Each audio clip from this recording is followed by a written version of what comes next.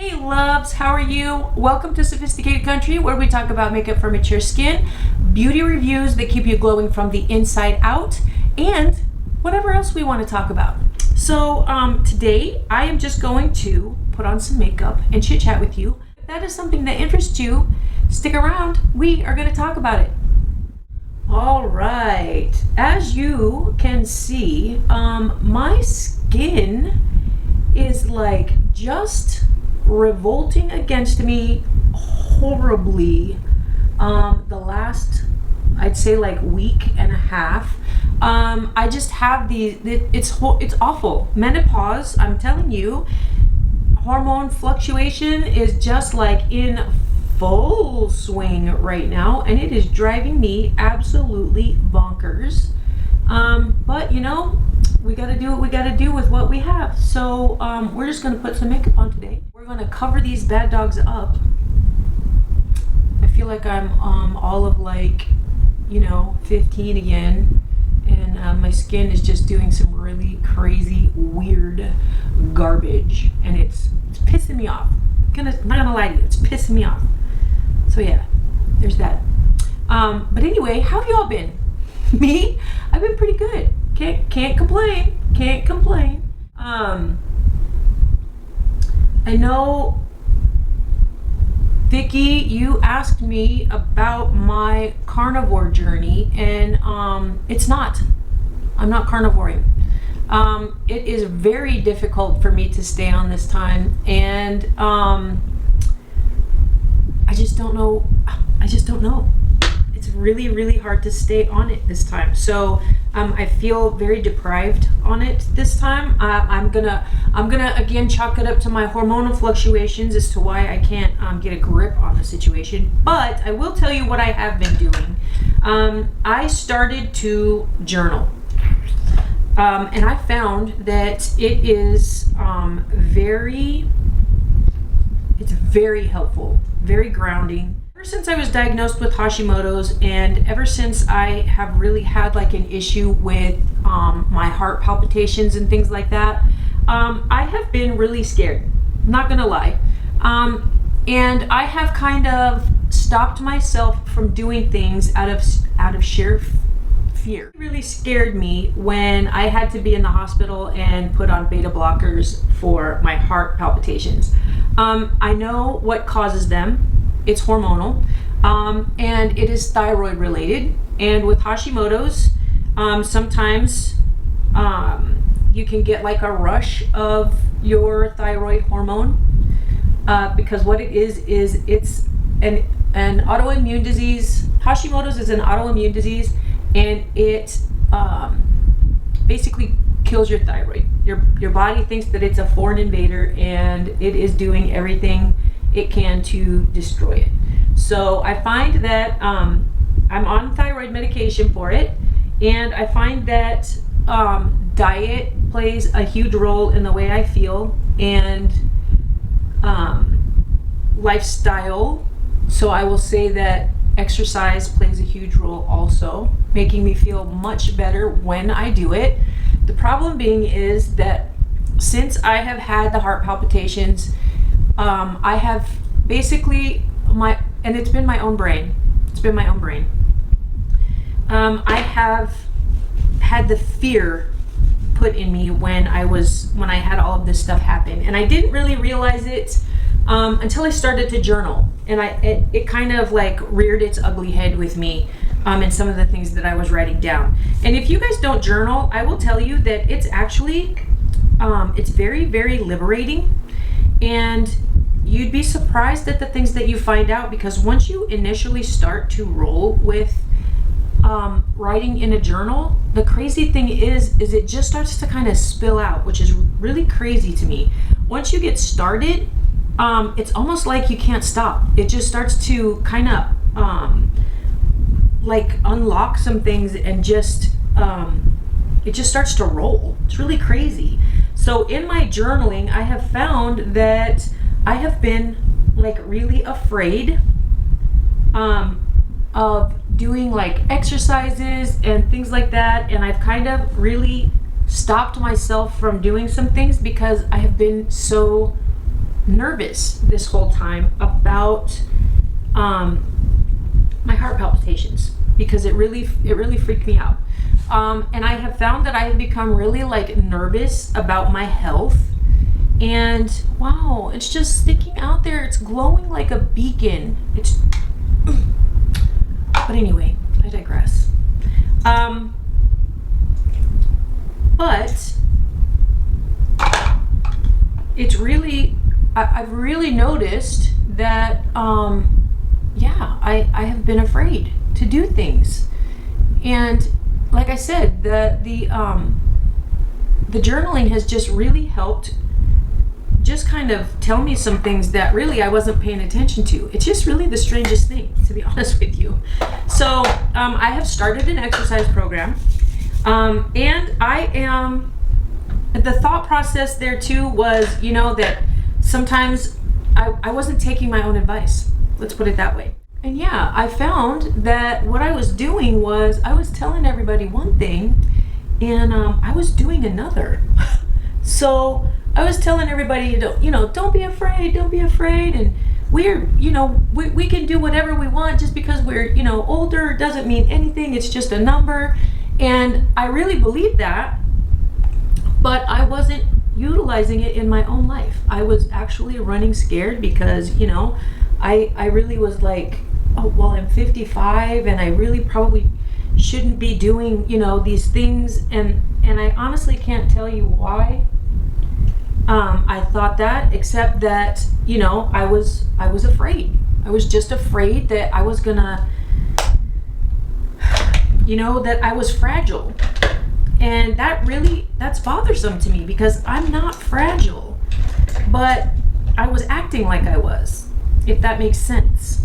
I don't know if I'm making sense to you guys, but it's like making perfect sense in my brain. But I was afraid.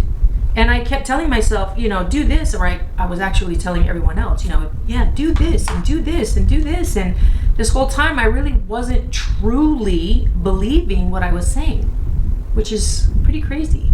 And I'm a work in progress. I'm not gonna, I am definitely not perfect by any means. All I know is what works for me and what, and what I find personally for myself. So I don't know if that will resonate with you guys or not, but I really found that I was scared. Well, I'm not going to say that I'm not now, because I still am. I mean, it's not like, you just switch off overnight, but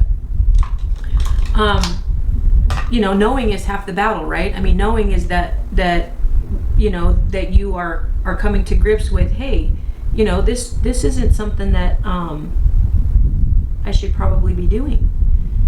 And, knowing and bringing it to light is, something that is probably the best case scenario, because then once you bring it to the light, you can actually work on fixing it and taking care of it. And that's what I'm in the process of doing right now, is working through that fear of being able to do what I want to do because of my age, and me not being able to, push myself a little bit because I'm afraid of what's going to happen with my heart. And honestly, my heart isn't the issue, it's hormones, and we pretty much have that under control. So I'm just kind of, I guess, maybe using that as an excuse, which is really bad. It's really bad for me. So we're breaking out. We are changing the situation. We're changing the narrative. Like I said, Vicky, I really was trying. I was really trying carnivore again, because I feel really good on carnivore, but carnivore is extremely difficult to maintain. At least in this headspace I'm in right now, it's very difficult to maintain. But I have drawn the conclusion that me being very sedentary, that probably has a lot to do with how I'm feeling after I am eating, because I think that I have been so afraid to do anything as far as my exercise goes and things like that, that I've just let myself go. And when I eat certain things, there's no expulsion of energy. It's just sitting there, and it's stored in there, and it makes me feel really horrible after I eat it. So I have started to journal, and I have started to write everything down that I eat, and I've actually started to write what happens or the feeling that comes with that, as far as joint pain and headspace and all that kind of stuff. My heart, I'm trying to dial in how things are making me feel when I eat them. And I know like food plays a huge role in that.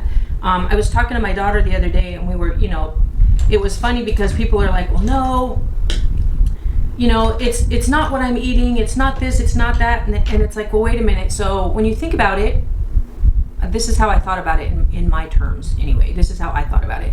Was, okay, if you are drinking an alcoholic beverage, let's say, and you are expecting like within 20 minutes that alcoholic beverage starts to change some things up, how are we not thinking that anything that we put in our body isn't changing things up that way, as far as like medications, or as far as food, as far as highly processed food, those types of chemicals, things like that. How can we justify alcohol or let's say ibuprofen working within 20 minutes, but we're kind of blocking food and how it makes us feel in that same 20 minutes? Because anything that we put in our body is going to change things. It's going to make things, you're going to notice something if you want to notice it, and you're paying attention to what is happening to your body within that 20 minutes. Food does a lot, like a lot. So I am in the process now of making sure that I am writing everything down. I exercised this morning, and wrote how I felt before, during, and after. Wrote down what I ate, wrote down how I felt, wrote down all kinds of stuff. And in the process of writing these things down, a lot of other stuff started to spill out, and it really changed the way I felt after I had done that. So that is going to be a goal for me, is to try and maintain that and try and keep myself on track that way, and really try and manage things better that way, and keep I can keep better track of progress and things that way. So that's my story, friends. That's what I'm sticking to. So speaking of like just kind of touching a little bit of base with my makeup today, I went with just my clean invisible, oh my dirty, with my CoverGirl Clean Invisible, and it is in the shade, let's see here, light beige. And I mixed my concealer with my color correcting sealer. Say that fast 5 times. I blended my LA Colors color correcting concealer with my e.l.f. camouflage, my e.l.f. camo concealer. Just minimal, but I find that when I do that, it actually helps with the color correcting under my eyes, and it just gives me a brighter look. But I went online, I went to the Amazons, and I ended up getting 3 of these matte lipsticks from Wet n Wild. And this one that I am wearing is Never Nude. Right? Does that sound right? Never Nude? Yep, Never Nude. And that's the one that we put on today. I'm really digging these lipsticks. I like them a lot. And we are going in with our usual Wet n Wild, and all I'm doing is I am just going to line at the base of my lashes. Nothing too crazy today. I find that I go, depending on the mood that I'm in, it depends on how I wear my makeup for a while. I'm going back to just kind of minimal makeup, and I'm using my Wet n Wild Mega Liner, and I'm going over it with my Mink Wet n Wild pencil, and I just get a softer look that way, and that's like my timeless look. I just go back to it all the time. You find that you look at these influencers, or you look at these makeup people, and you're like, oh my god, I love the way that looks. So you try something new and you kind of stick with it for a little bit, and then you find that you kind of revert back to your old fave, and this is my old fave. I just love this look on me. I'm just gonna line a little bit under on my bottom lash line. And I'm just taking my pencil and I'm gonna go over that a little bit.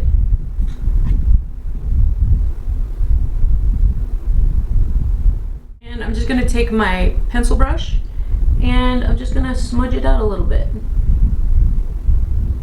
Soften the line even a little bit more. I find that this gives me a softer look, but with that line being at the base of my lashes, I still get the dramatic look that I like, without it being too harsh.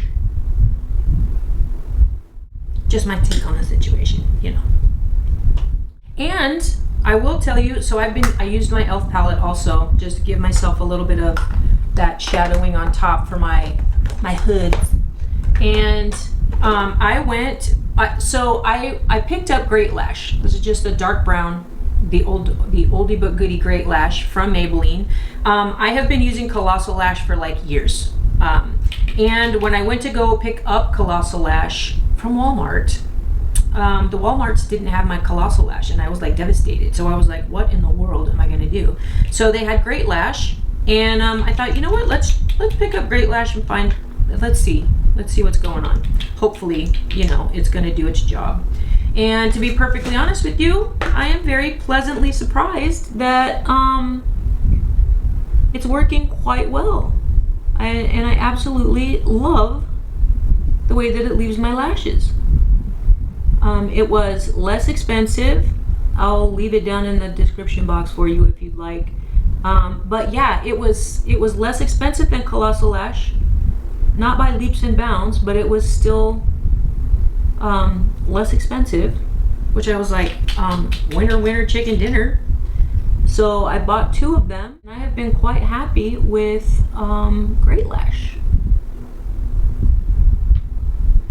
Also, I have been using a red light therapy mask, which I absolutely love. I would recommend red light therapy. I received a red light therapy mask, and I tell you, it's not, now mind you, it isn't like a facelift or anything like that, but I will tell you that I do notice a difference in my skin after use. I love it. It's kind of like a little spa break for about 20 minutes, and I just vegetate for a minute, and I get my red light therapy in. It's great. I also have another red light therapy pad that I am working on testing out right now, which I will let you know about that. I'm giving it 2 weeks to make sure that it's not just my brain power that is, you know, creating these things. But I will tell you that I have had that's a good one. That is a good one. I am testing it out on different parts of my body that are giving me trouble to see if it works. So like I said, I want to be truthful with you guys, and I want to make sure that I am giving you proper information about it. And yeah, I have to say, right now I'm digging it.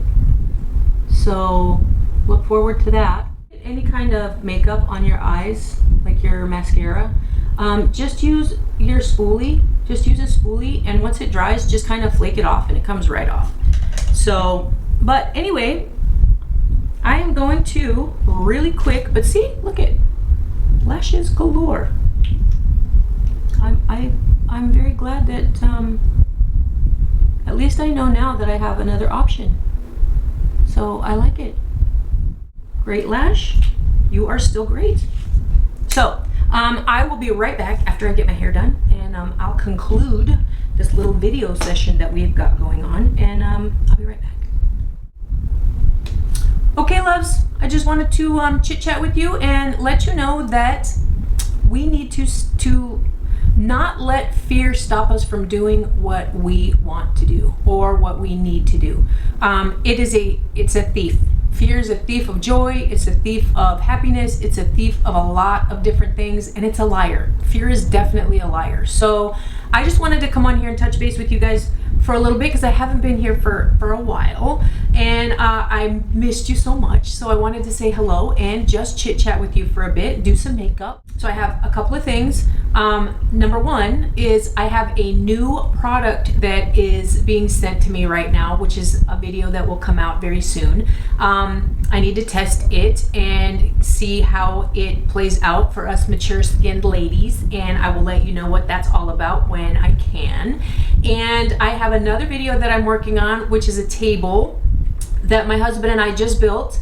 And we built it out of wood that we already have. It's all reclaimed wood. It was free. I decided I wanted, as you know, I'm doing a lot of different projects in my house and it is torn apart. So I will bring you a house tour when I get it finished. I am in the middle of painting and destroying furniture and rebuilding furniture and all kinds of decorating stuff. So that'll be another video that I show you. But this little table that we built was literally free. I just thought, I'm a frugal gal, and I didn't want to spend any money, but I needed an entry table. So I started to get those little wheels a turning in my brain. The hamsters were running on the wheel in there, and I realized that I had a bunch of wood here that I could use to build a table with. So I suckered my husband into building me a tiny entryway bench. So I'll show it to you here. I won't bore you with all of the details of it because that's going to be in a different video. But it was easy. I helped. I even sweat a little bit while I helped him with it. So I just love it. I'll show you guys a little snippet of it right here somewhere. Just know, don't let fear cripple you. Don't let fear cripple you. I'm finding that I thought that I was not a fearful person, and I'm finding that sometimes I am. Sometimes I am. I mean, it's not terrible because fear has its use, but don't let fear stop you from doing what you want to do or what you need to do, because it's just fear, and it's there for a reason. It's there for a reason, but don't live in fear, I guess is what I'm trying to say. Don't live your life in fear, because that is not where God wants us to be. That is not where God wants us to live our life. He does not want us to live in fear. He knows what's coming, and he knows that he's got it taken care of, and that's why we should not worry and should not fear, because he has it under control. So on that note, just remember how blessed you are and not how stressed you are. And I know, easier said than done, right? But we can do hard things, and looking at the blessings shuts the door on a lot of terrible things that flood in there. So we want to really make sure that we are looking at the amazing things that we have floating around in our lives, and we have a lot of them. We have a lot of blessings to look at. When you're looking at blessings, you can't really focus on the poo piles. So on that note, guys, I hope that you have an amazing day wherever you're at, and I do appreciate you hanging out with me and listening to me spew my little sayings and my little rantings, and I do appreciate you. So if you would, please hit the like button, the subscribe button, and the notification bell so that we can do this all the time. That would be amazing. And I will catch you all in the next one. All right, guys, thanks for watching. Bye.